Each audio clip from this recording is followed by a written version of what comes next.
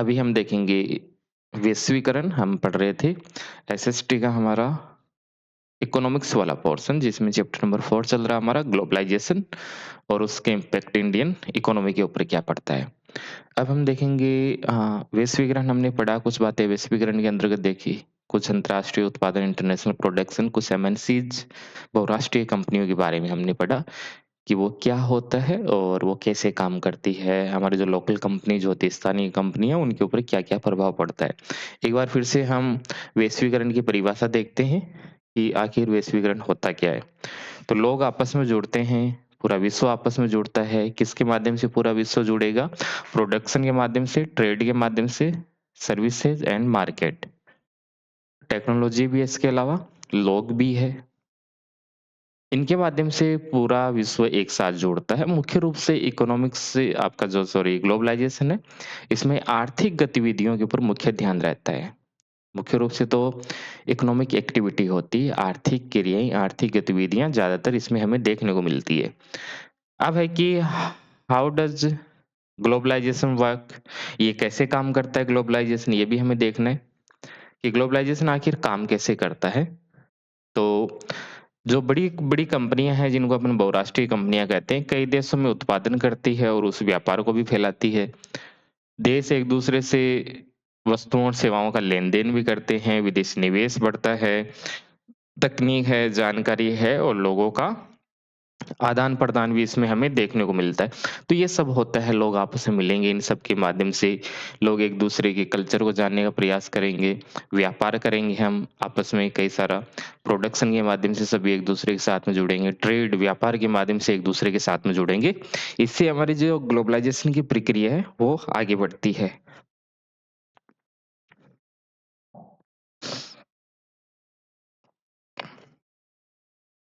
अब हमें देखना है कि ग्लोबलाइज़ेशन से बदलाव क्या-क्या है? क्या चेंज आता है? किससे? ग्लोबलाइज़ेशन से। तो इससे व्यापार में कुछ बदलाव आया, इन्वेस्टमेंट, तकनीक में कुछ बदलाव आया, रोज़गार में बदलाव आया और बाज़ार में भी कुछ न कुछ बदलाव आता है। किसके कारण? वैश्वीकरण के कारण। तो कई सारे देश हैं, उनके बीच में क्या होता है, गुड एंड सर्विस का एक्सचेंज यहाँ पर अपने को देखने को मिलता है। Exchange of good and services between दोनों के बीच में अपने को देखने को मिलता है, दोनों देशों के बीच में या कई सारे देशों के बीच में। विदेशी कंपनियों का भारत में निवेश बढ़ा इससे। तो बदलाव क्या है इससे? ओके, आउटकम इससे क्या मिलता है? परिणाम इससे क्या हुआ? परिणाम हम देख रहे हैं इससे कि हमें क्या परिणाम देखने को मिलता है वैश्वीकरण से। इससे क्या है, तकनीक भारत में आती है, मशीनें भारत में आती है, नए रोजगार अब पैदा होते हैं, कंपटीशन देश में बढ़ता है, नई तकनीक आती है, वस्तुओं की गुणवत्ता, अपनी जो वस्तुएँ उनकी क्या बढ़ जाती है, क्वालिटी बढ़ जाती है और विदेशी उत्पाद आसानी से मिलने लगा। फॉरेन जो प्रोडक्ट है वो अपने से आसानी से मिल जाते हैं, बहुत आसान है। पहले किसी को जाना पड़ता था तब कोई फॉरेन प्रोडक्ट आता था, अब तो बिखरे पड़े हैं, विदेशी निवेश खूब सारे अपने यहाँ मिल जाएँगे।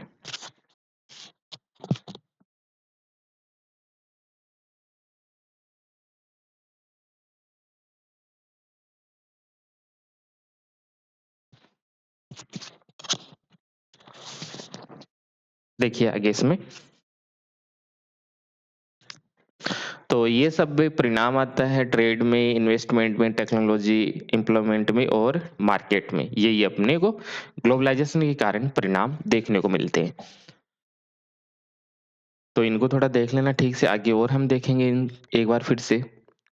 अब है कि वैश्वीकरण को संभव बनाने वाले फैक्टर हमें देखने, फैक्टर्स मेकिंग ग्लोबलाइज़ेशन पॉसिबल। ऐसे कौन से फैक्टर, ऐसे कौन से कारण हैं जिससे ग्लोबलाइज़ेशन आया? तो ग्लोबलाइज़ेशन इसको अपन कहते क्यों? वैश्वीकरण इसको क्यों कहते हैं? क्योंकि ट्रेड तो हज़ारों सालों से होता रहा है। हम पढ़ते हैं कि जो सिल्क रूट है, रेशम मार्ग है, उसके माध्यम से व्यापार हमेशा से करते रहे हैं। पूरा विश्व सिल्क रूट से एक-दूसरे के साथ में जुड़ता रहा है। लेकिन उसको हम ग्लोबलाइज़ेशन क्यों नहीं कहते? ग्लोबलाइज़ेशन में आपको क्या ध्यान में रखना है? इसमें मोशन होता है, गति होती है इसमें, प्रवाह होता है, ओके? स्पीड से काम होगा इसमें। लेन-देन जल्दी-जल्दी होता है, सूचनाएँ जल्दी-जल्दी पता होता है, देश आपस में जुड़ते हैं जल्दी से। पहले के समय में क्या होता था यदि यूरोप जाना है तो कितने महीने लग जाते थे यूरोप जाने में, पैदल-पैदल जाते इधर से होके। लेकिन अब तो बहुत आसान है, कुछ ही घंटों के अंतर्गत आप यूरोप जा सकते हो। पहले इतना आसान नहीं था, वापस जाओ और आ जाओ। पहले के ज़माने में एक बार गया पता नहीं वापस आएगा कि नहीं आएगा। तो अब आपस में जुड़ना आसान हो गया है। तो गतिविधियाँ ज़्यादा बड़ी एक्टिविटी खूब सारी अब होने लगी है, देश आपस में जुड़ने लगे हैं।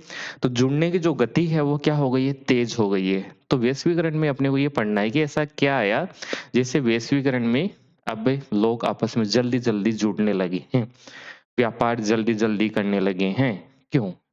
इतना मोशन, इतना स्पीड, गति अब क्यों आई है इसके अंतर्गत? उसके अपने को फैक्टर देखने कि ऐसे कौन से फैक्टर हैं जिनसे हमारा जो वैश्वीकरण है वो संभव हो पाया है। यदि ये नहीं होते तो वैश्वीकरण नहीं आता। ऐसे कौन से फैक्टर हैं जिनसे वैश्वीकरण आया? यदि ये नहीं होता तो वैश्वीकरण नहीं आता। देखो फैक्टर आप टेक्नोलॉजी बिल्कुल ठीक बात है ये। तकनीक का विकास हुआ है। तकनीक अब काफ़ी अच्छी हो गई है। क्या-क्या है तकनीक में? कंप्यूटर है, मोबाइल है, इंटरनेट है। इनके माध्यम से लोग आपस में जुड़े हैं, कोई इन्फॉर्मेशन है, विदिन सेकंड के अंतर्गत, कुछ ही सेकंड के अंतर्गत कहाँ चली जाती है, दूसरे देशों में क्या हो रहा है, अमेरिका में तुरंत अपने को पता चल जाता है, भारत में क्या हो रहा है, अपने को पता चल जाता है। मैच चल रहे हैं, मोबाइल में देख सकते हैं अपन कि क्या-क्या हो गया है, अमेरिका में क्या चल रहा है, शेयर मार्केट में क्या चल रहा है। तो वैश्वीकरण के अंतर्गत यदि कोई इंसिडेंट, कोई भी घटना होती है किसी भी देश के अंतर्गत, उसका इम्पैक्ट, प्रभाव पूरे विश्व के अंतर्गत देखने को मिलेगा। क्यों देखने को मिलेगा? क्योंकि पूरा विश्व एक साथ जुड़ गया है। जैसे परिवार में कोई घटना होती है, तो उसका प्रभाव क्या एक ही व्यक्ति के ऊपर पड़ता है? नहीं, परिवार में किचन में 8-10 मेंबर होते हैं, 5-7 जो मेंबर होते हैं, सबके ऊपर प्रभाव हमें देखने को मिलता है। तो पूरा विश्व क्या हो गया? जैसे गाँव में कोई घटना होती है, तो पूरे गाँव उस समस्या का समाधान करने का प्रयास करता है, सबके ऊपर कुछ ना कुछ प्रभाव पड़ता ही है उस घटना का।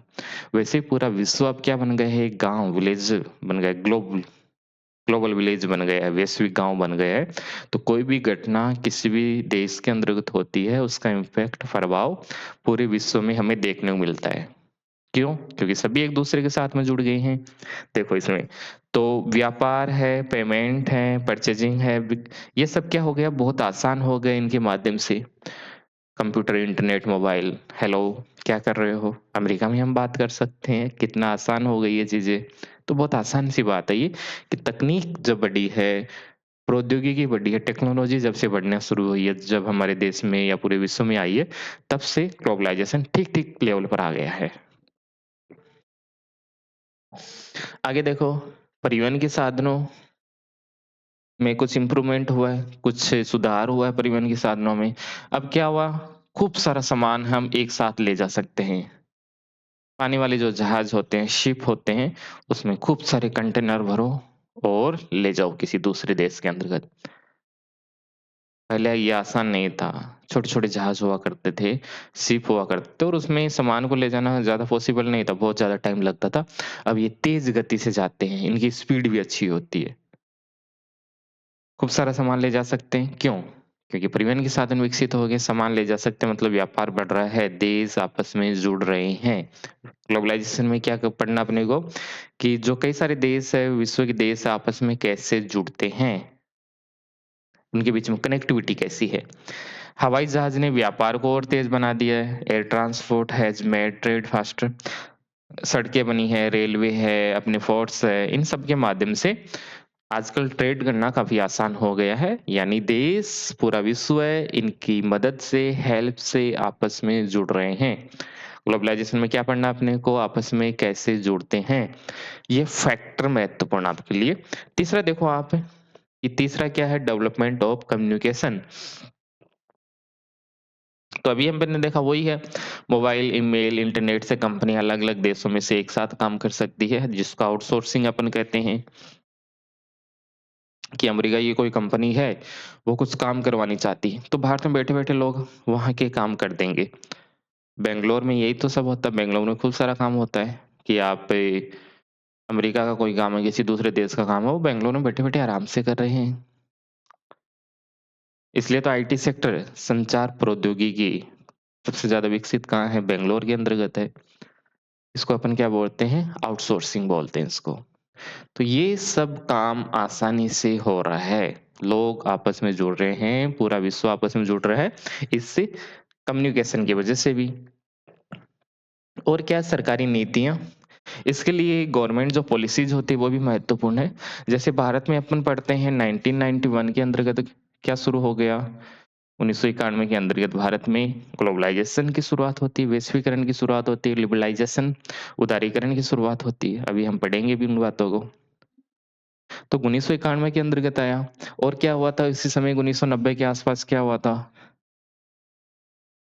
इस समय एक व्यवस्था थी जिसको अपन कहते हैं सोवियत सिस्टम, सोवियत प्रणाली जिसको आप आज रूस कहते हो। तो उनकी जो व्यवस्था थी वो कोलैप्स हो गई थी, खत्म हो गई थी। तो उसके बाद क्या आया? पूरे देश में पूरे विश्व में कैपिटलिज़्म आ जाता है, पूंजीवाद आ जाता है। और उससे सभी देश आपस में तेज़ गति से जुड़ना शुरू हो जाते हैं। ये अभी समझना नहीं है आपको, फिर कभी हम समझ लेंगे इसको, बड़ा टॉपिक होता है वो।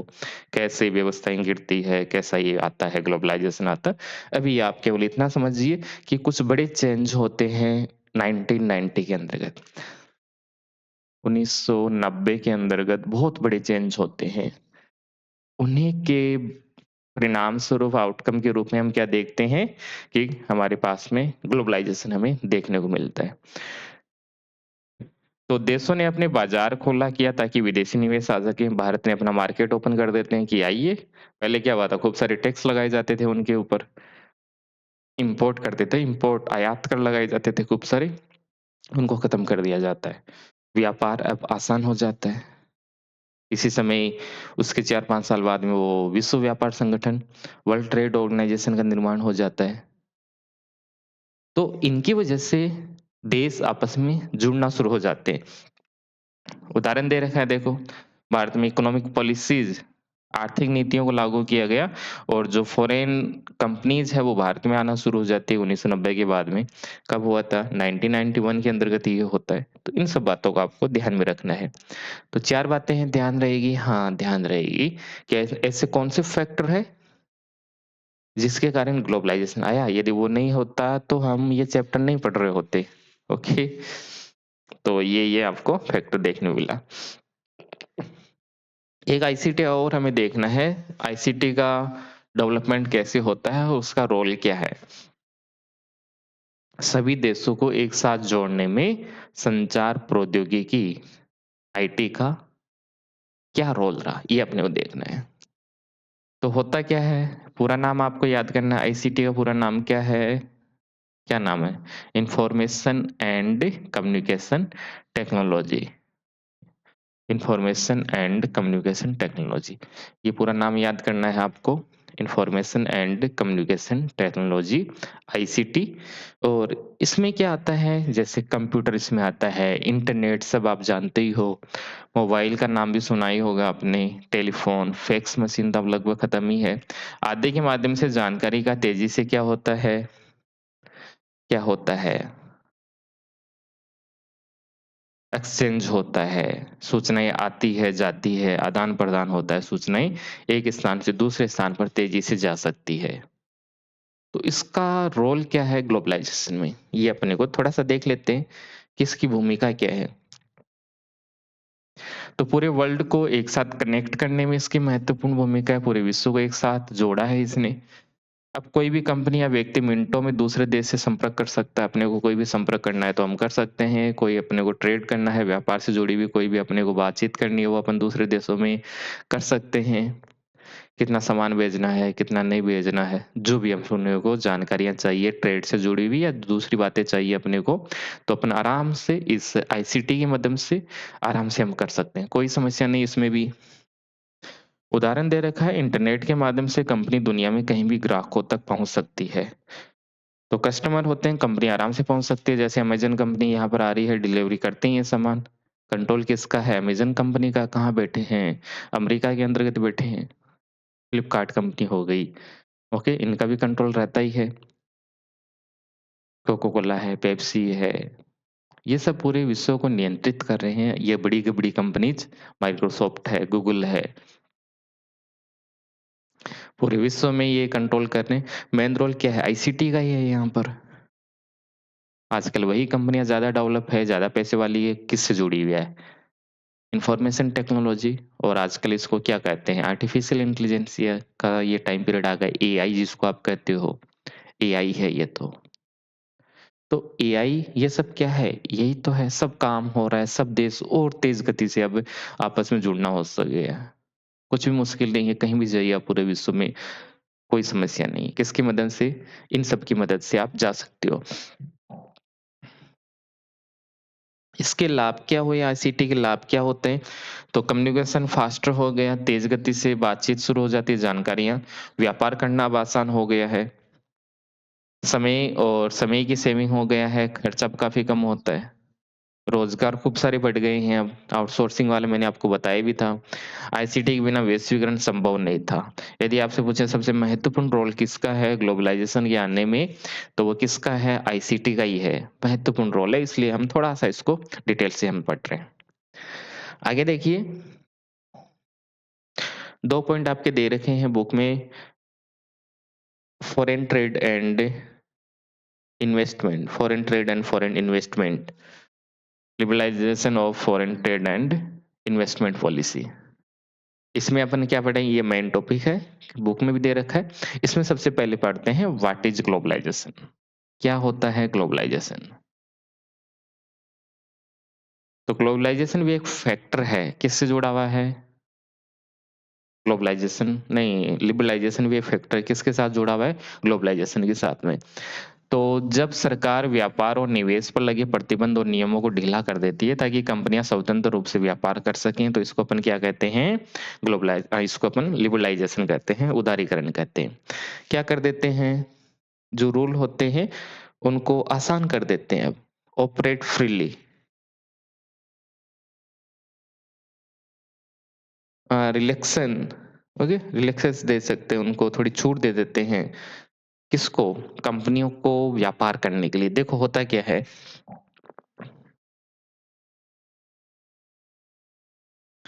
ये कोई ए देश है और दूसरा क्या है बी देश है ए और बी देश ये मान लेते हैं भारत है क्या नाम है इसका भारत इसका नाम हो गया भारत तो यदि कोई वस्तु है ये मान लेते हैं अमेरिका मान लो ये क्या हो गया अमेरिका हो गया अमेरिका से कोई वस्तु इधर जा रही है ये भारत की बाउंड्री हो गई भारत में पहुंचने से पहले ही हम पहले तो इसके ऊपर क्या लगा देते हैं टैक्स लगा देते हैं खूब सारा इसको क्या बोलते हैं इम्पोर्ट इम्पोर्ट टैक्स आयात कर हम उसके ऊपर लगा दें जैसे यहाँ से कोई गाड़ी है 100 रुपए की है वो यहाँ पर हमने टैक्स लगा दिया 200%। कितने की हो गई 300 रुपए की हो गई वो सचिन तेंदुलकर को एक गाड़ी दी जाती है फॉरेन के अंतर्गत किसी फैन के द्वारा वो उसको नहीं ला पाते क्योंकि उनके ऊपर इम्पोर्ट टैक्स काफी हाईली होता है तो इसको थोड़ा कम किया गया ग्लोबलाइजेशन में पहली बात दूसरी बात है तो इतना तो है ही साथ में कोई कंपनी है विदेश की कंपनी वो भारत में आ रही है तो उसके लिए भी उनको क्या किया गया पहले कोई कंपनी भारत में आती थी तो उनको ट्रेड करने के लिए व्यापार करने की अनुमति नहीं होती थी ये अनुमति लेनी है तो कई महीने कई साल उनको लग जाते थे उनको छुट्टी नहीं थी वो ट्रेड कर ही नहीं सकते थे, बहुत मुश्किल थी, नियम इतने स्ट्रिक्ट थे उस समय, तो उनको क्या कर दिया लिबरलाइज़ेशन यानी लिबरल कर दिया, उदार कर दिया, यानी कम कर दिया नियमों को, ढीला कर दिया एकदम, रिलैक्स कर दिया कि नियम है खूब सारे, उनको आप रिलैक्स कर दो, कम कर दीजिए। जैसे टैक्स पहले 200% लिया जा रहा था, अब 20-30% हम ले लेंगे। कंपनियों को पहले आने की अनुमति नहीं थी, हम आसानी से आने देंगे। और कंपनी यहाँ पर आ रही है, उनको कोई समस्या नहीं है, उनको हम आधारभूत ढाँचा, इंफ्रास्ट्रक्चर, रोड, परिवहन ये सब साधन हम उनको उपलब्ध करवाएँगे। तो ये जो नियमों में थोड़ा जो रिलैक्स किया गया है, रिस्ट्रिक्शन हटाए गए हैं, जो प्रतिबंध थे उनको हटाया गया है, उसी को अपन क्या कहते हैं, उदारीकरण कहते हैं। तो नियमों में क्या करना ढीलापन देना, रिलैक्स करना उनको। रिस्ट्रिक्शन हटा देना है। यही क्या होता है उदारीकरण, जिससे विदेशी कंपनियाँ भारत में आएगी और व्यापार करेगी आराम से। समझ गए होंगे इतनी बात? हाँ, समझ गए इसमें है ही क्या? क्या लिखा है? जब सरकार व्यापार और निवेश पर लगे प्रतिबंध और नियमों को ढीला कर देती है। किससे जुड़े प्रतिबंध? निवेश पर लगे प्रतिबंध और नियम। क्या कर दिया? उनको आसान कर देता है। उदारीकरण, लिबरलाइजेशन, लिबरल, उदार कर देता है, नियमों को कम कर देता है, ढीलापन आ जाता है नियमों के अंतर्गत, उसी को अपन कहते हैं लिबरलाइजेशन, उदारीकरण। अरे नियम आसान कर देते हैं, आराम से याद हो जाएगा। महत्वपूर्ण बात याद करनी है, भारत में इसकी शुरुआत कब होती है? 1991 से। भारत में 1991 में इसकी शुरुआत हो जाती है। भारत में 1991 से इसकी शुरुआत हो गई, इस लिबरलाइजेशन की।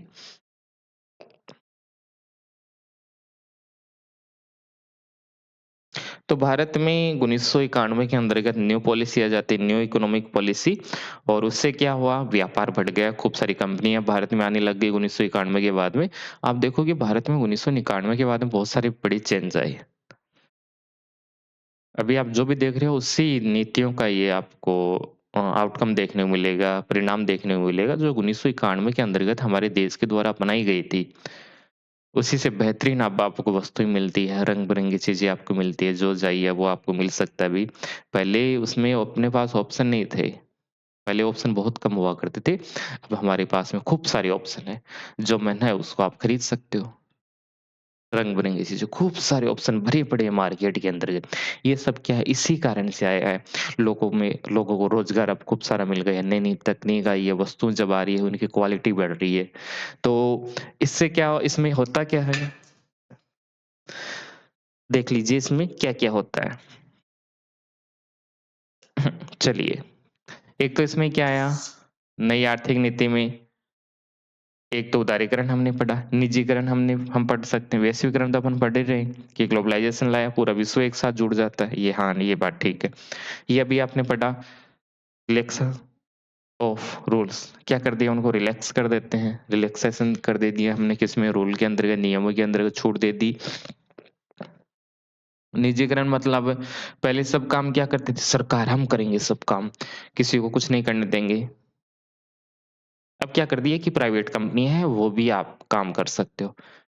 हर काम सरकार ही करते जा रही है, सड़क कौन बनाएगा? हम बनाएँगे। परमाणु परीक्षण कौन करेंगे? हम करेंगे। रेल कौन चलाएगा? हम चलाएँगे। बिजली कौन बनाएगा? हम बनाएँगे। तो हर काम सरकार कर रही थी।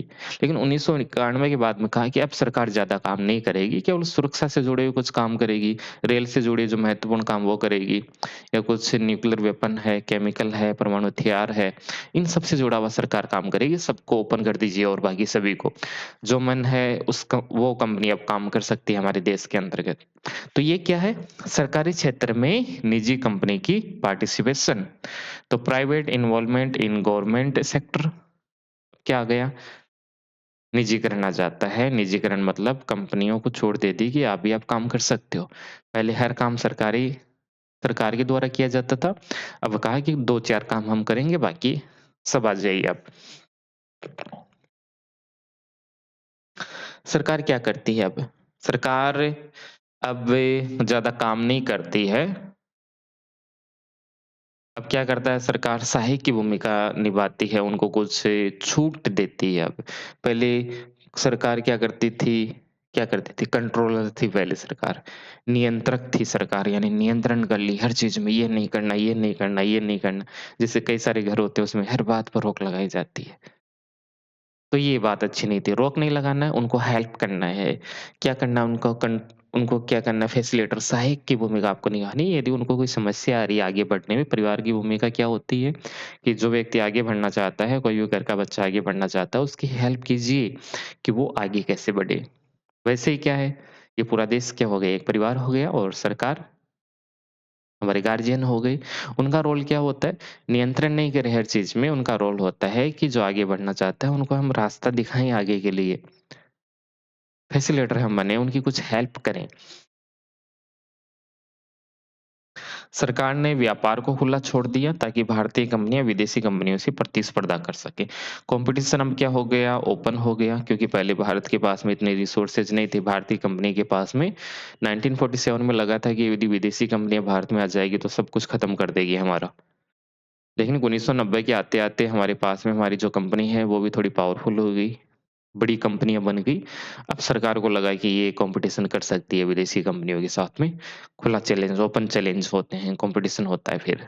और देखो 1991 के बाद में भारत में बड़ी-बड़ी कंपनियाँ और ज़्यादा बड़ी बन जाती है। खूब सारा डेवलपमेंट देश के अंतर्गत हमें देखने को मिलता है।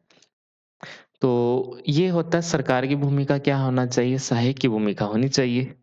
अब एक क्वेश्चन आपके अक्सर एग्ज़ाम के अंतर्गत पूछा जाता है, what is a trade barrier? Barrier यानी बाधा। जैसे एक खेत बना हुआ है, खेत के चारों ओर बाड़ लगा दी जाती है और कारण क्या है, बाहर के पशु उसके अंतर्गत नहीं आए, वो क्या हो गया, एक बैरियर। आप सड़क से जा रहे हो, सड़क पर क्या लगा हुआ है, स्टॉपेज बने होते हैं कई सारे। उनका उद्देश्य क्या होता है, गाड़ी की स्पीड को कम करना। वैसे ही विदेशी कंपनियाँ भारत में ज़्यादा व्यापार नहीं कर सकें, ज़्यादा आ ना सकें, उनके ऊपर खूब सारे बैरियर होते थे, उनके ऊपर प्रतिबंध लगा देते थे और प्रतिबंध मुख्य रूप से लगाया जाता था, उनके ऊपर टैक्स खूब सारे लगा दिए। तो व्यापार अवरोधक, trade barrier is a rule through which a country impose taxes and restriction. देश विदेशी वस्तुओं पर कर या सीमा लगाता है। इसका उद्देश्य देश के अपने उत्पादकों की रक्षा करना होता है। देखो होता है क्या, ट्रेड बैरियर अभी हमने देखा, उसी को हम देख लेते हैं। जैसे ये भारत है, जैसे क्या भारत ही है, ये अमेरिका है।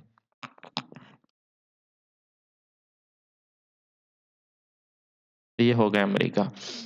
ये हमने कुछ लगा दी, बाउंड्री हमारी ये हमारे देश की क्या हो गई, बाउंड्री हो गई।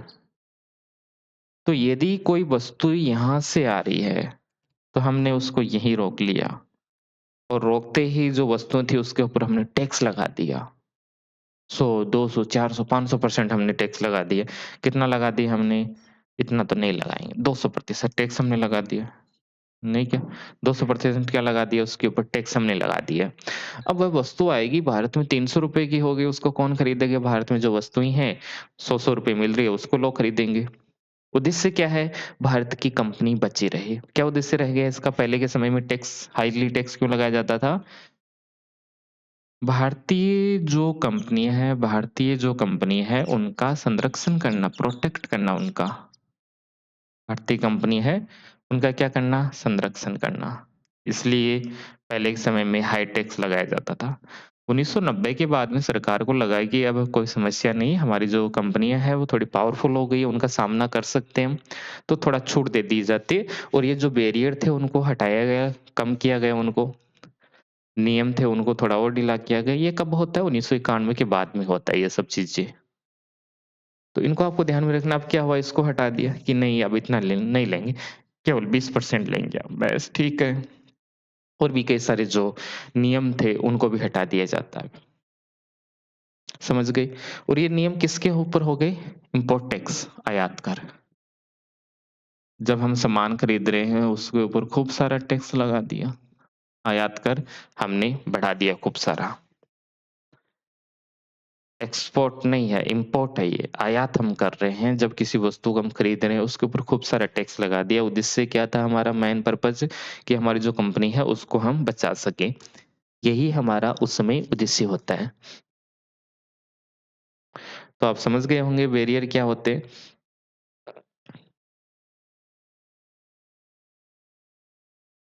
अब है कि 1991 के बाद में क्या चेंज आई फिर? ओके। तो हमने 1991 में क्यों पढ़ रहे हैं मेन क्योंकि उसमें अपनी इकोनॉमी को ओपन किया गया था, खोला गया था, अर्थव्यवस्था में ढीलापन, सब कुछ नियम कायदे सब हटा दिए। कुछ नहीं, अब हम आपकी सहायता करेंगे। रिक्वेस्ट कर रहे थे सरकार की, आइए हमारे पास में पैसे नहीं है, पैसे लगाओ, देश की हालत खराब हो गई है। विदेशी कंपनियों को रिक्वेस्ट करके यहाँ पर बुलाया जाता, आओ आओ सब कुछ हम देंगे, आप बस आ जाओ, बोरिया बिस्तर लेके आ जाओ, सब हम आपको यहाँ उपलब्ध करवा देंगे। बुलाया गया उनको रिक्वेस्ट करके 1991 के अंतर्गत। तो बदलाव क्या-क्या आए? पहले व्यापार कर पर कई सारे प्रतिबंध थे। विदेशी वस्तुएँ लाने के लिए सरकारी अनुमति पहले लेनी पड़ती थी, अब इतना नहीं लेना पड़ रहा है। विदेशी कंपनियाँ भारत में काम नहीं कर सकती थी, नहीं आने दे रहे हैं, आ रहे हैं तो इतने नाटक कर रही है इंडियन गवर्नमेंट उसमें। और 1991 में इन सभी प्रतिबंधों को हटा दिया गया। इसी को अपन क्या कहते हैं लिबरलाइज़ेशन। इसी को अपन क्या कहते हैं लिबरलाइज़ेशन। प्रतिबंध इन सबको हटाया जाता है 1991 के अंतर्गत। बात समझ में आ गई होगी कि 1991 के अंतर्गत क्या होता है देश में? समझ गए होंगे इस बात को? देखिए, सरकार का जो उद्देश्य था पहले 1991 के पहले मैंने आपको बताया कि उसका कोई न कोई रीज़न था, कारण था क्योंकि हमें अपनी जो देसी कंपनियाँ हैं, लोकल इंडस्ट्रीज़ है, देश की जो देसी कंपनियाँ हैं, उनको हमें बचाना था। यदि विदेशियों को हमने छूट दे दी तो वो यहाँ पर आ जाएँगे और हमारी कंपनियाँ इतनी पावरफुल नहीं है, अपना देश इतना पावरफुल नहीं है कि उनके साथ में कॉम्पिटिशन प्रतिस्पर्धा कर सकें। तो उसके बचाने के लिए हमने खूब सारे पहले प्रतिबंध लगा रखे थे। 1990 के समय हमें लगा कि अब हम ठीक है, ठीक सिचुएशन में हम उनका सामना कर सकते हैं। तो हमें लगा ठीक है, आओ आप। अब हम क्या करेंगे आपके साथ में कॉम्पिटिशन हम आपको करेंगे। कोई समस्या नहीं है। अब क्या हुआ इसमें हुआ क्या-क्या? अभी हमने पढ़ा वही बातें मैंने आपको बताया कि इम्पोर्ट जो टैक्स होता है उसको रिड्यूस किया जाता है। विदेशी वस्तुओं पर कर है वो अब घटा दिया गया है। अभी हमने देखा भी इस बात को कि जो कंपनियों के ऊपर खूब सारे टैक्स लगाए जाते हैं, तो वो हटा दिए गुड्स के ऊपर। विदेशी कंपनियों को भारत में निवेश की अनुमति दी गई। अनुमति क्या रिक्वेस्ट की गई उनसे आओ हमारे देश के अंतर्गत आओ और आप व्यापार करो। और लाइसेंस प्रणाली हटाई गई अब। लाइसेंस जो सिस्टम होता है उसको रिड्यूस किया जाता है, रिमूव कर दिया जाता है। पहले बहुत समस्या आती थी। लाइसेंस मिलना इतना आसान नहीं था, सरकार के पास फिक्स था कि सब काम हम ही करेंगे। अब उस व्यवस्था को हटाया गया है कि सरकार काम नहीं करेगी, आप भी इसका काम कर सकते हो। बहुत समस्या होती थी, विदेशी कंपनियाँ यहाँ पर आना चाहती तो भी नहीं आ सकती थी। खूब सारे रिस्ट्रिक्शन यहाँ पर लगे हुए थे, उन सबको अब हटाया गया मेजर डिसीज़न लिए गए थे किसके अंडर लिबरलाइज़ेशन या मतलब 1991 के बाद में हमने इकोनॉमी हमारी जो पॉलिसी है उसको लिबरल कर दिया, उदार कर दिया। आओ हमारे पास, पैसे लेके आना लेकिन ऐसे नहीं, पैसे लेके आइए, खूब सारे यहाँ पर खर्च कीजिए। हमारे लोगों को रोज़गार मिलेगा, टेक्नोलॉज़ी यहाँ पर आएगी, वस्तुएँ अच्छी-अच्छी, सुंदर-सुंदर वस्तुएँ आएगी, हमें फ़ायदा होगा, देश का विकास होगा, पैसा आएगा भर-भर के यहाँ पर। तो ये लिबरलाइज़ेशन किया क्यों जाता है? कितनी बार आपने पढ़ा कि समस्या इसको तो नहीं पढ़ा हाँ, सॉरी कि 1991 के अंतर्गत हमारे देश में इकोनॉमिक क्राइसिस आ चुका था। सीधी-सी बात ये है सरकार की उस समय मजबूरी भी थी लाना। इकोनॉमिक क्राइसिस था, हमारे पास में कुछ भी नहीं था, पेट्रोल खरीदने के लिए पैसे नहीं थे। बात सीधी-सी ये है, पेट्रोल खरीदने के लिए हमारे देश के पास पैसे नहीं थे। हमारे जो फाइनेंस मिनिस्टर थे उसमें मनमोहन सिंह और उस समय हमारे पीएम थे नरसिम्हा राव।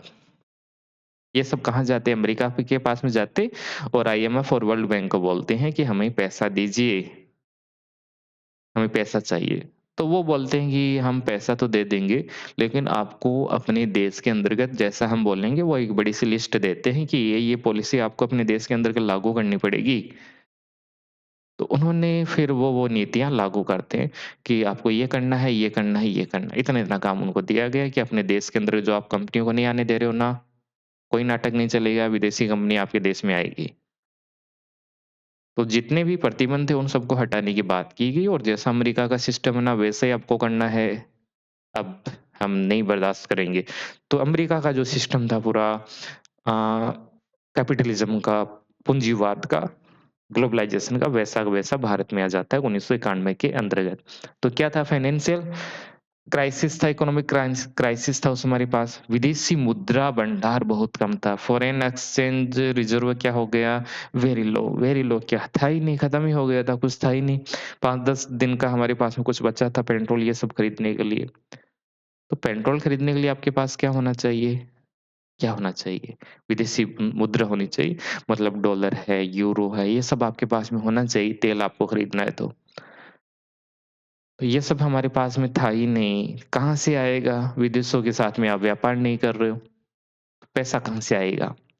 रुपए में थोड़ी व्यापार होता है, रुपए इतना पावरफुल नहीं है कि इतना ज़्यादा हम व्यापार कर सकें। अभी तो बहुत बुरी हो गई हालत, ₹90 तक हो गए $1 के बराबर। कितना वीक हो गया हमारा रुपया, कितना कमज़ोर हो गया है। पैसा कमज़ोर होने के कारण क्या होता है, देश की इकोनॉमी कमज़ोर हो गई, अर्थव्यवस्था यदि किसी देश की कमज़ोर होती है, तो उस देश की जो करेंसी है, मुद्रा है, वो भी क्या हो जाती है, कमज़ोर हो जाती है। अमेरिका की पावरफुल है, हमारी कमज़ोर है क्योंकि उनका 1 हमारा क्या है 90 के बराबर हो रहा है आज के समय में। दूसरी बात है कि लोग किसके ऊपर विश्वास करते हैं, रुपए के ऊपर, डॉलर के ऊपर। जिसके ऊपर ज़्यादा विश्वास किया जाएगा कोई भी देश, उस देश की करेंसी की वैल्यू बढ़ जाएगी। अमेरिका के ऊपर ज़्यादा विश्वास करते हैं, हमारे ऊपर थोड़ा कम विश्वास करते हैं, इसलिए 90 तक हमारी आ गई है करेंसी। भारत को आईएमएफ और वर्ल्ड बैंक से सहायता लेनी पड़ी। इन संस्थाओं ने कहा सहायता चाहिए तो बाजार खोलो, if you want help open your markets. यदि आपको कोई भी हेल्प चाहिए तो आपको अपने मार्केट को ओपन करना पड़ेगा। खूब सारी बातें हैं, कुछ ऐसी बातें हैं जो अब बताने लायक नहीं है, अभी आप बहुत छोटे हो, 10वीं क्लास में ही हो, तो बहुत सारी बातें यहाँ पर होती हैं, बस इतनी कि हमारा देश उस समय थोड़ा संकट में था।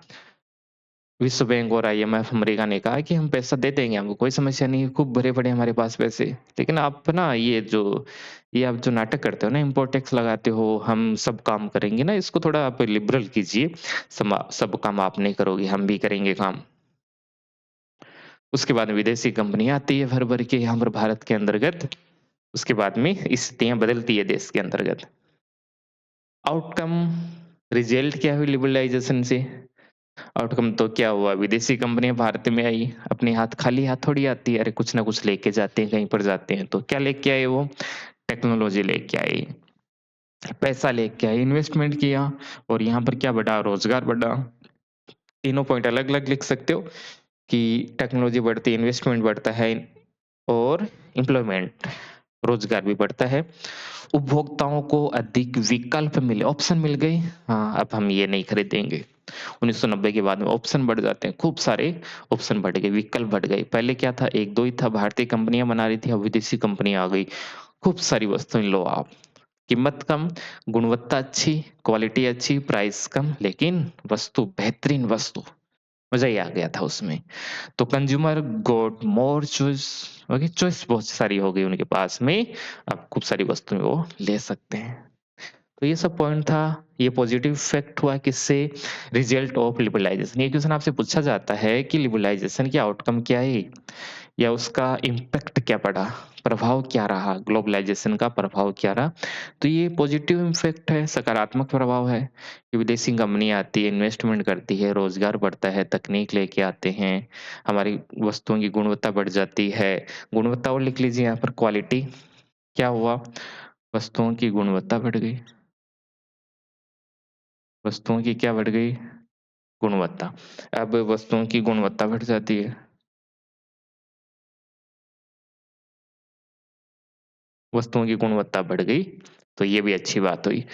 देखिए फ़ायदे होते हैं तो कुछ न कुछ नुकसान ज़रूर होंगे। तो नुकसान तो किसको होगा, जो पहले डर था, वह डर थोड़ा ठीक भी था कि विदेशी कंपनी आएगी तो हमारी जो कंपनियाँ हैं, देश की जो कंपनियाँ हैं, उनको थोड़ा नुकसान हो जाएगा। क्योंकि अभी भी इतनी पावरफुल हमारी कॉम्पिटिशन नहीं कर पाएँगे, इतनी पावरफुल कंपनी हमारी नहीं हो पाई थी अपने देश की। तो ये समस्या हुई कि इंक्रीज़्ड कॉम्पिटिशन वीकेंड स्मॉल इंडस्ट्री, हमारे जो छोटे-छोटे उद्योग थे, वो अब पूरी तरह समाप्त होना शुरू हो जाएँगे। मतलब बड़ी कंपनियाँ थी, वो तो एक्जिस्टेंस अपना सर्वाइवल कर पाती है, जीवित रह पाती है किसी भी प्रकार से क्योंकि इनके पास पैसा, टेक्नोलॉजी पहले से थी। लेकिन जो कम छोटी-छोटी कंपनियाँ हैं, एकदम छोटी कंपनी है, वो अब लगभग खत्म ही होगी क्योंकि बड़ी कंपनी आ रही है। मैंने आपको बताया था कि बड़ी कंपनी एमएनसी जब आती है, तो वहाँ पर सबसे पहले जो छोटी-छोटी कंपनी है, उसको खरीदेगी सबसे पहले, उनको अपने अधीन कर लेगी, उनके साथ पार्टनरशिप कर लेगी और एक समय के बाद में उनको किक कर देगी, उसको लात मार के बाहर फेंक देंगे, कौन हो तुम? तो ये सब चल रहा था हमारे देश के अंतर्गत। चलिए इसी से जुड़ा हुआ एक और टॉपिक अभी अपने को पढ़ना है और उसका नाम है वर्ल्ड ट्रेड ऑर्गेनाइजेशन, विश्व व्यापार संगठन। ये भी हमें पढ़ना है।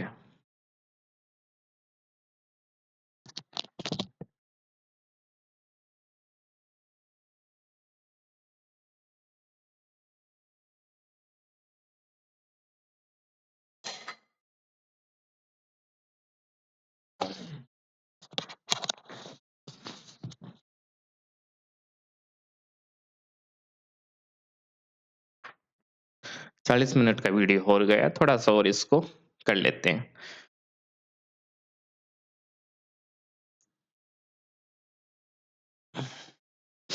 थोड़ा और पढ़ लेते हैं आधा घंटा इसको। वर्ल्ड ट्रेड ऑर्गेनाइजेशन, विश्व व्यापार संगठन। एक शानदार टॉपिक है, आसान सा टॉपिक आपका चल रहा है, ग्लोबलाइज़ेशन, लिबरलाइज़ेशन, एमएनसीज़ हम पढ़ रहे हैं, इंटरनेशनल प्रोडक्शन हम पढ़ रहे हैं। उसी का एक भाग है वर्ल्ड ट्रेड ऑर्गेनाइजेशन, विश्व व्यापार संगठन। वर्ल्ड यानी पूरा विश्व, ट्रेड ऑर्गेनाइजेशन, एक ऐसा संगठन जो पूरे विश्व में यदि कुछ ट्रेड होता है तो व्यापार कैसा करना है, इसके लिए रूल और रेगुलेशन, नियम और कायदे। नियम कौन बनाएगा? पूरे विश्व में व्यापार किस प्रकार से होना चाहिए, उससे जुड़े हुए नियम बनाने वाली जो संगठन है उसी को अपन क्या कहते हैं? विश्व व्यापार संगठन उसको अपन कहते हैं। तो और इसका मुख्य मुख्य उद्देश्य क्या था कि व्यापार है वो आसानी से पूरे विश्व के अंतर्गत हो जाए। कोई भी नाटक नहीं करे, ऐसा नहीं कि कोई देश अपनी मनमर्जी कर रहा है व्यापार के नियमों को बनाने में कि हम तो 300% रखेंगे टैक्स को, क्या कर लोगे आप? क्या ही कर लोगे आप? तो इन सबको अब कंट्रोल किया जाता है इससे ऑर्गेनाइजेशन के द्वारा। तो व्हाट इज़ डब्ल्यूटीओ? पूरा नाम आपको याद करना है। पहला क्वेश्चन क्या है? डब्ल्यूटीओ का पूरा नाम लिखो। वर्ल्ड ट्रेड ऑर्गेनाइजेशन, हिंदी में लिख सकते हो, हिंदी वाले। विश्व व्यापार संगठन इसका पूरा नाम है। ये क्या है? एक इंटरनेशनल ऑर्गेनाइजेशन, अंतर्राष्ट्रीय संगठन है, जो क्या करता है? दुनिया के देशों के बीच में व्यापार के नियम तय करता है। क्या नियम तय करता है? नियम। क्या नियम होंगे? व्यापार कैसे किया जाएगा देशों के बीच में, उससे जुड़े जो नियम बनाता है, उसी को अपन कहते हैं विश्व व्यापार संगठन। व्यापार, ट्रेड, व्यापार से जुड़े हुए नियम बनाने वाला, विश्व के व्यापार से जुड़ा हुआ नियम बनाने वाले संगठन को विश्व व्यापार संगठन कहते हैं। परिभाषा, नाम में ही परिभाषा है, विश्व व्यापार। व्यापार से जुड़े हुए नियमों को बनाने वाली संस्था। विश्व के व्यापार से जुड़े हुए नियमों को बनाने वाली संस्था को अपन क्या कहते हैं? विश्व व्यापार संगठन कहते हैं। इनका उद्देश्य क्या होता है? व्यापार समान हो, फेयर हो, न्यायपूर्ण हो एंड खुला हो। न्यायपूर्ण होना चाहिए, फेयर होना चाहिए। फेयर का मतलब होता है कि कोई देश को ऐसा नहीं लगे कि कोई देश ज़्यादा टैक्स लगा रहा है, कम लगा रहा है, वो अपनी मनमानी कर रहा है। सभी देशों को लगा है कि काम अच्छा होना चाहिए। जैसे इलेक्शन होता है, इलेक्शन फेयर होना चाहिए, जिससे सभी को लगे कि हाँ, ये अच्छा हुआ है। निष्पक्ष होना चाहिए, उस वो खुश हो जाएँ कि ठीक है, काम हो रहा है, वो सही हो रहा है। किसी का समर्थन नहीं मिलना चाहिए, ऐसा कोई काम नहीं होना चाहिए कि जनता को लगे कि नहीं-नहीं ये तो ठीक नहीं हुआ। वैसे ही क्या है, हमारे जो नियम होने चाहिए पूरे विश्व के से जुड़े हुए व्यापार से जुड़े, उसमें कोई भी देश अपनी मनमर्जी नहीं कर सके। सबके लिए जो रूल बनेंगे वो सबके लिए लागू होने चाहिए, लागू उसको करना पड़ेगा, नहीं करेगा तो ये उसके ऊपर रिस्ट्रिक्शन लगा देगा, खूब सारे प्रतिबंध लगा देगा। कौन? विश्व व्यापार संगठन। कब बनता है? 1995 के अंतर्गत बनता है। हाँ, ये बात ठीक है। 1995 के अंतर्गत ये बन जाता है। इसका हेडक्वार्टर कहाँ है? मुख्यालय जिनेवा, स्विट्ज़रलैंड के अंतर्गत इसका हेडक्वार्टर है और लगभग 160 देश इसके अंतर्गत है। कितने? 160 देश इसमें लगभग है। 160, 62, 63, 64 ओके, बदलते रहते हैं। तो 160 याद कर लीजिए, कोई दिक्कत नहीं है। बुक में आपकी यदि कोई नया एडिशन है या और कुछ है, तो उसके अनुसार 164 यदि होंगे तो वो याद कर लीजिए, कोई समस्या नहीं है। ओके? 160, 64 आपकी बुक में है, उसके अनुसार थोड़ा देख लेना इसको कि कितना आपने बुक में दिया हुआ है। ज़रूर देखना इसको, भूल मत जाना। अब देखो इसके ऑब्जेक्टिव क्या है? यदि 60 दिया हो तो ठीक है, यदि 64 दिया हुआ था वो आप कर लेना जो आपकी बुक में दिया हुआ है। लेटेस्ट जो बुक है उसके अनुसार देख लेना।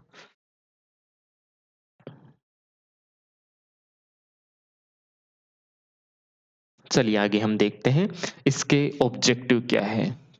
क्यों इसको बनाया गया? इसके उद्देश्य क्या हैं? इस डब्ल्यूटीओ की? तो इक्वालिटी इन ट्रेड, व्यापार में समानता स्थापित करना, सभी को इक्वल अपॉर्च्युनिटी देना, अवसर देना सभी को व्यापार करने के लिए, अभी पढ़ेंगे। और व्यापार कैसा होना चाहिए? खुला होना चाहिए। कोई टैक्स नहीं लगा रहा, कोई देश अपन जैसे भारत टैक्स लगा रहा था, वो सब नहीं होना चाहिए अब।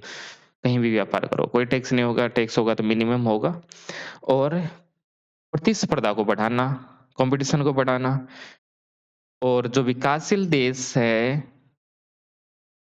जो डेवलपिंग कंट्रीज़ है, उनका क्या करना अपने को उनका पार्टिसिपेशन अब बढ़ाना है। मेन उद्देश्य ये था कि अब नियम कायदे आसान हो जाए, देशों के बीच में समानता स्थापित हो जाए, ज़्यादा से ज़्यादा व्यापार हो सकें, सभी देश इसमें पार्टिसिपेट करें, सभी देश इसमें शामिल होने चाहिए। ट्रेड ज़्यादा से ज़्यादा होना चाहिए और जो डेवलपिंग कंट्री है, विकासशील देश है, जो गरीब देश है, जो अंडर डेवलपिंग में आते हैं, अल्प विकसित है, गरीब देश है, वो भी व्यापार करें, ट्रेड करें ज़्यादा से ज़्यादा, उनका भी भागीदारी होनी चाहिए। तो ये इनका मेन पर्पज़ होता है। कर लोगे इसको, कॉम्पिटिशन क्या करना है, बढ़ाना है। होता क्या है कॉम्पिटिशन यदि बढ़ेगा तो हम और बेहतर वस्तु बनाएँगे। उनको अपॉर्च्युनिटी तो मिल रही है ना, भारत की कोई कंपनी है यदि भारत में ही वस्तुओं को बेचेगी, उनके पास में उपभोक्ता खरीदने वाले बहुत कम रहेंगे, मार्केट कम रहेगा। लेकिन यदि हम वस्तुओं को ठीक से बना पाते हैं, तो हमारे लिए पूरा वर्ल्ड, पूरा विश्व ओपन रहेगा। हमारी वस्तु अच्छी है तो पूरा विश्व उसको खरीदेगा। एप्पल कंपनी है सबसे बेहतरीन एग्ज़ाम्पल है, सब बेहतरीन क्वालिटी का फ़ोन बनाती है वो, पूरा विश्व खरीदता है, लाइन लगी रहती है जब वो उसका कोई भी मॉडल आता है तो।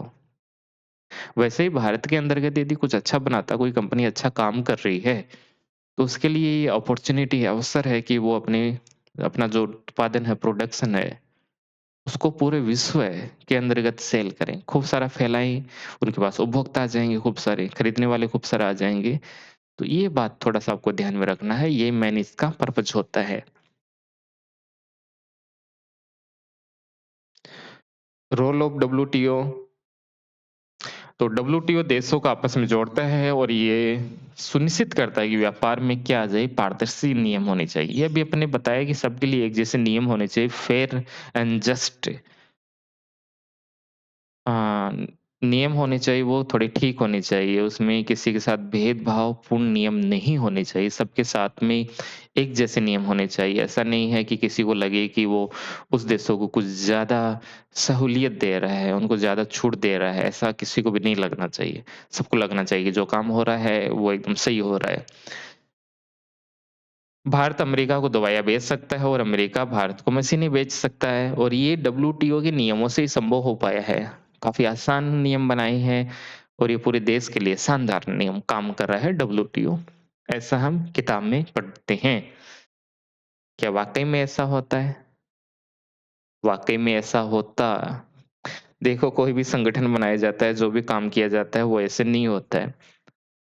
कोई भी एक्टिविटी इंसान के द्वारा, मानव के द्वारा की जाने वाली एक्टिविटी का कोई ना कोई पर्पज़ होता है। डब्ल्यूटीओ को वेस्टर्न कंट्री, पश्चिमी देश है वो लेकर आए हैं। क्या विकासशील देशों के फ़ायदे के लिए लेके आएँगे क्या वो? हाँ सर, दुनिया का भला करना चाहते हैं। अमेरिका पूरा दुनिया का भला करना चाहती है। फ्रांस, यूरोप पूरी दुनिया का भला करना चाहते हैं, इसलिए वो इस प्रकार का एक संगठन लेके आए। बहुत सीधी-सी बात है, उनको क्या चाहिए अपना फ़ायदा वो करेंगे अब। क्योंकि अमेरिका के अंदर का जो बाज़ार है वो छोटा बाज़ार है, कब तक अपने लोगों को आप सामान बेचोगे? और भारत का मार्केट इतना बड़ा है, चीन का मार्केट इतना बड़ा है, बेचते जाइए आप खत्म ही नहीं होंगे। उनको क्या चाहिए था? मार्केट चाहिए था। पीछे से क्या लेके आते हैं? डब्ल्यूटीओ लेके आएँगे कि नियम है, मैं ऐसी बड़ी-बड़ी बातें अब की जाएगी। मेन उद्देश्य क्या है? उनको एक बड़ा मार्केट अब चाहिए, फ्री मार्केट उनको चाहिए जिससे वो अपनी वस्तुओं को बेच सकें। और यही समस्या है, कुछ ना कुछ वो गलत तब करेंगे इस संगठन के अंतर्गत। अपने जो उद्देश्य है उनको पूरा करने के लिए कुछ ऐसी चालाकियाँ वो करेंगे, नियमों में ऐसे बदलाव करेंगे कि किसी को तो पता ही नहीं चलेगा और लगेगा कि ये तो बहुत अच्छा काम कर रहा है, लेकिन वाक़ई में अच्छा काम नहीं करते हैं ये लोग, अपने फ़ायदे के लिए करते हैं। उस समय सब ओपन कर रहे थे, अब ट्रम्प ये सब आ रहे हैं कि नहीं-नहीं अब मार्केट को हम बंद करेंगे, ये सब बातें करेंगे। तो चीज़ें क्या होती है, जो भी आप काम करते हो उनका उद्देश्य होता है अपने प्रॉफ़िट को ज़्यादा करना, इंटरेस्ट को बढ़ाना, लाभ को बढ़ाना है, अपने हितों को बढ़ाना ही अपना मेन उद्देश्य होता है, बाकी सब बकवास चीज़ें होती हैं। मानव क्या होता है, स्वार्थी होता है, ओके? अपने लिए काम करेगा और किसी के लिए नहीं। 99% लोग से ऊपर इसी में आएँगे।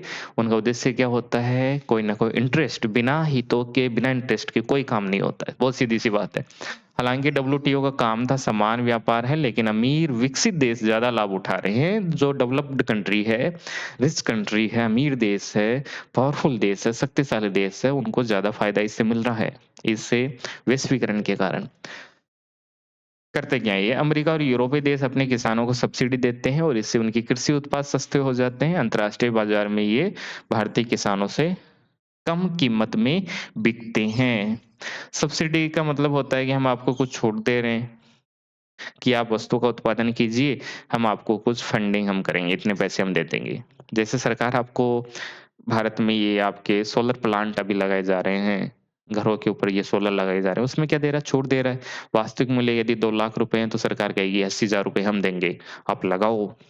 वैसे ही अमेरिका के अंदर के किसानों को कहा गया, वस्तुओं का उत्पादन करो, आप प्रोडक्शन करो, कोई समस्या नहीं है, पैसा हम देंगे, ओके? हम आपको सब्सिडी दे देंगे।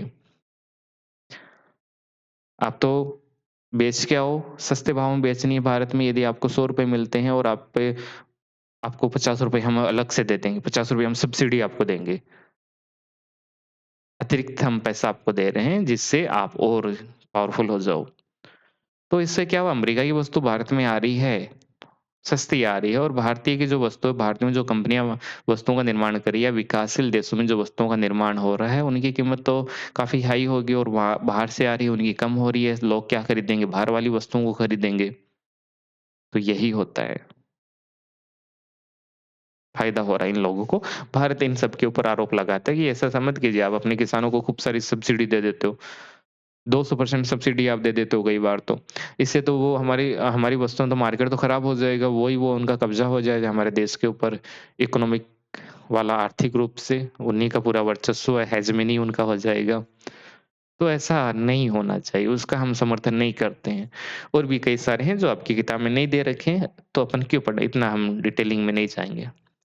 तो एक और पॉइंट पढ़ लेते हैं कि अक्सर ये क्वेश्चन में आपके एग्जाम में आता भी है कि पॉजिटिव इफेक्ट क्या है ग्लोबलाइजेशन के, सकारात्मक प्रभाव आप बताइए कि वैश्वीकरण के सकारात्मक प्रभाव कौन-कौन से होते हैं? ग्लोबलाइजेशन के सकारात्मक प्रभाव, क्या मिला अपने को ग्लोबलाइजेशन से? तो देखो लिखा हुआ है कि इम्पैक्ट ऑफ ग्लोबलाइजेशन और लाइव्स, हमारे जीवन के ऊपर क्या प्रभाव पड़ता है ग्लोबलाइजेशन का? क्या प्रभाव पड़ा? प्रभाव तो खूब सारा पड़ा, पॉज़िटिव भी और नेगेटिव भी।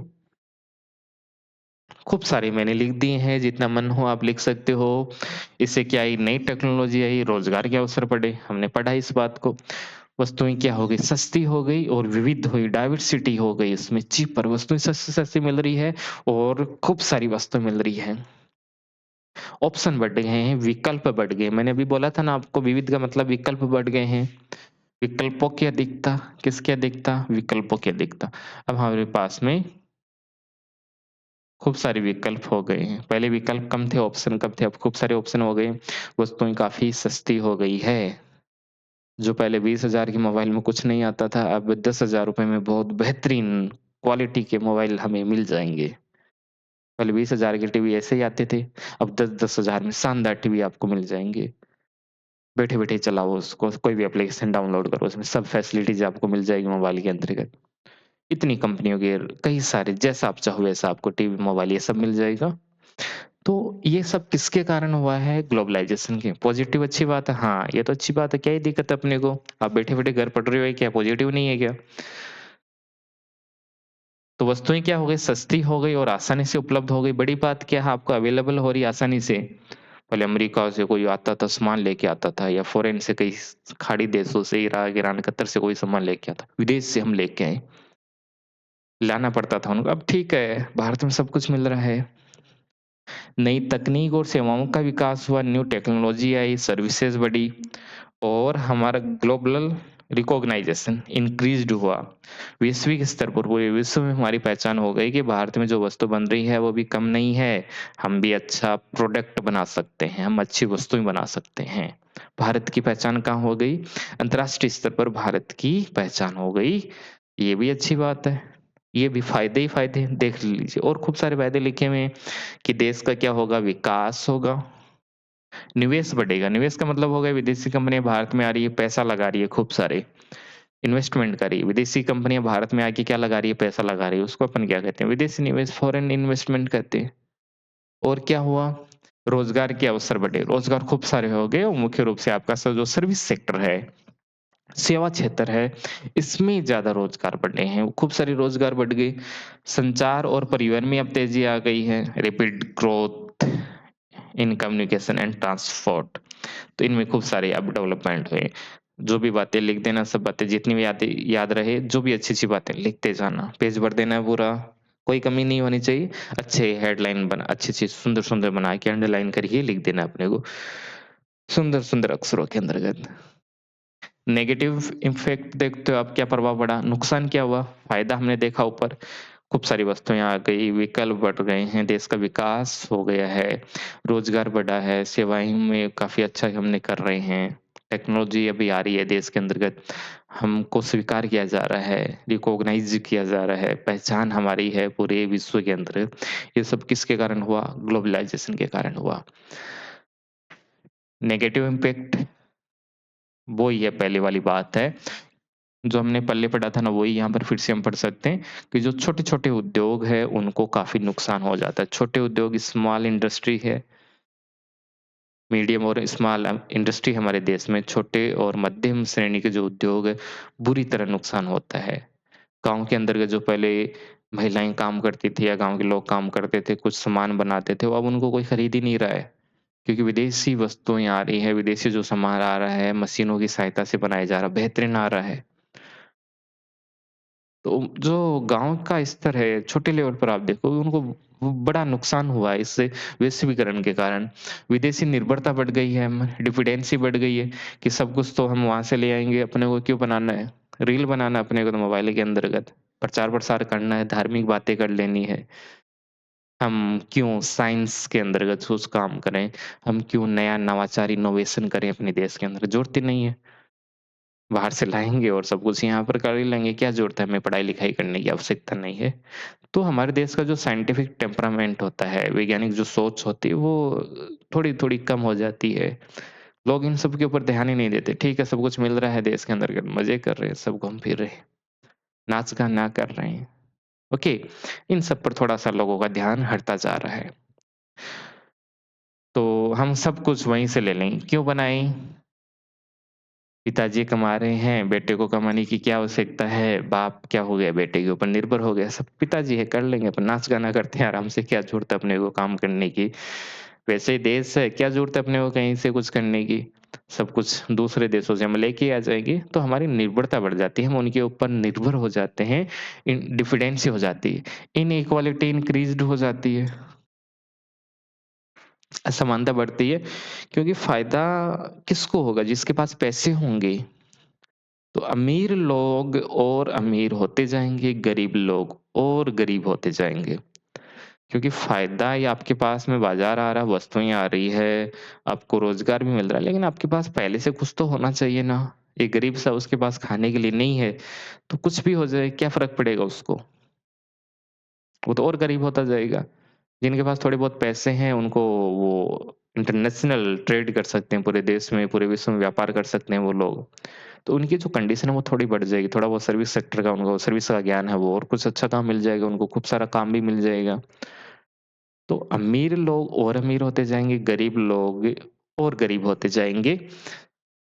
गरीब किसान और मज़दूरों की स्थिति प्रभावित होती है, मज़दूरी अस्थिर होती है, निजीकरण ये सब बढ़ जाता है, विदेशी कंपनियों का नियंत्रण देश में हो जाता है और अब पूरे देश में फ़ॉरेन जो ब्रांड्स होते हैं, उनका डोमिनेंट हो जाता है। आप देखो कि मोबाइल है, ये सब काम जो किए जा रहे हैं, मोबाइल ये जितनी भी वस्तुएँ हैं, वो दूसरे देशों से आ रही है। विदेशी ब्रांड में सब कुछ हो गया है, विदेशी है सब कुछ, भारतीय कुछ भी नहीं बच रहा है। तो ये सब क्या हुआ, ग्लोबलाइज़ेशन का इम्पैक्ट है, नेगेटिव इम्पैक्ट है, नकारात्मक प्रभाव है। तो थोड़ा इनको देख लें, थोड़ा क्या ठीक से देखना है इस क्वेश्चन को।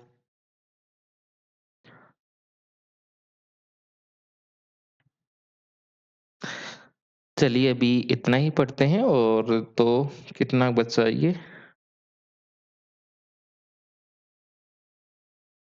खूब सारा बचा हो अभी तो। चलिए 1 क्लास और ले लेंगे इसके ऊपर, है ना? तो वहाँ पर ये थोड़ा क्लियर हो जाएगा। पढ़ते रहिए आप, कोई समस्या आई तो आप हमें बता सकते हो।